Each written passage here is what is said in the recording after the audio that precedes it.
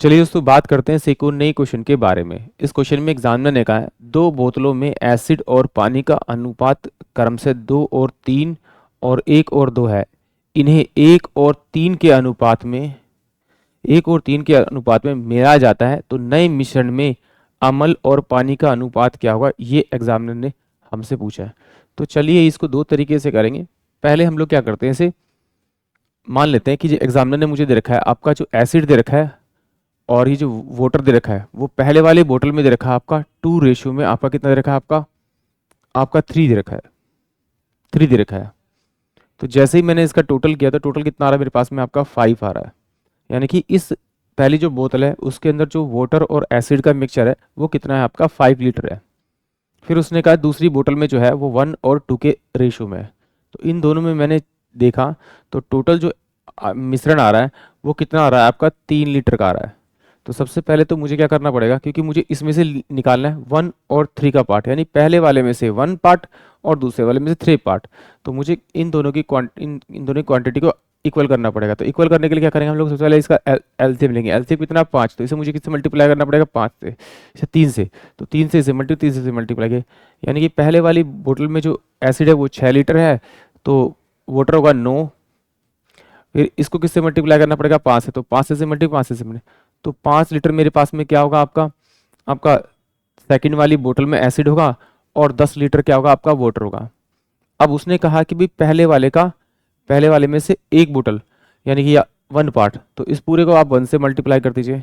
और दूसरे वाले का कितना चाहिए, 3 पार्ट, तो 3 से मल्टीप्लाई कर दीजिए। तो मल्टीप्लाई करेंगे तो 6 रेशो में आपका 9 और ये आपका 15 रेशो में कितना आ जाएगा, आपका 30। इन दोनों को जोड़ दीजिए, पहले वाले और दूसरे वाले का, तो कितना हो जाएगा 21 रेशो में कितना हो जाएगा 39।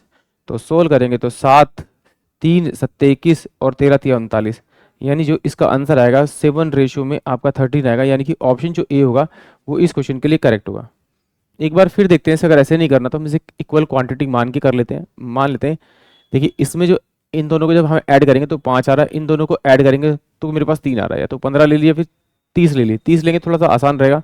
मैं मान लेता हूँ कि टोटल जो मिश्रण है वो 30 लीटर का है, 30 लीटर का है। ए और बी दोनों का 30 लीटर का है। इसमें से कितना पार्ट लेगा वो आपका, यानी कि टोटल कितना है, 3 और 2 5, 5 से डिवाइड करूँगा तो 6, 6 दूनी 12, यानी कि जो इसमें एसिड है वो 12 लीटर है। इसमें वाटर कितना है आपका, यानी कि 5 6 36 18, 18 लीटर मेरे पास में क्या है, आपका आपका वाटर है। सेकेंड लिक्विड में देखूंगा तो ये मेरे पास में क्या है, ये भी 30 था आपका, इक्वल कर लिया मैंने।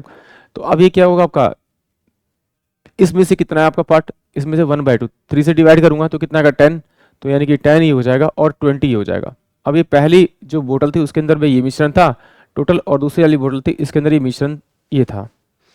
अब एग्जामिनर ने क्या कहा इसमें कि भाई जो उसे मिक्स करना है वो पहले वाले में से 1 पार्ट और दूसरे वाले में से वो 3 पार्ट लेगा। इसका मतलब है कि जब मैं एसिड की बात करूंगा तो इसमें से वो क्या लेगा, 12 लीटर लेगा, 12 का कितना लेगा, 1 पार्ट लेगा यानी 1, और इस वाले में से कितना लेगा इसका, आपका 3, तो प्लस का कितना हो जाएगा आपका 10 इंटू में 3 पार्ट, अपोन में पहले वाले का कितना 18 इंटू में रेशियो क्या रखा आपका 1, 1 से मल्टीप्लाई करेंगे यानी कि इसका 1 पार्ट लेगा, प्लस का इसका कितना लेगा आपका 20 इंटू में आपका 3, तो ये बराबर हो जाएगा मेरे पास में रेशियो। तो ये कितना 12, तो ये कितना 30 और ये 42, 42 अपोन में 60 और ये कितना हो जाएगा 78, 6 7 42, 6 कम 6 36 18, यानी कि 7 रेशियो में 13 इस क्वेश्चन का करेक्ट आंसर आएगा। यानी कि ऑप्शन जो मेरे पास में ए होगा वो इस क्वेश्चन के लिए करेक्ट होगा। आई होप आप सभी को क्वेश्चन समझ में आया होगा।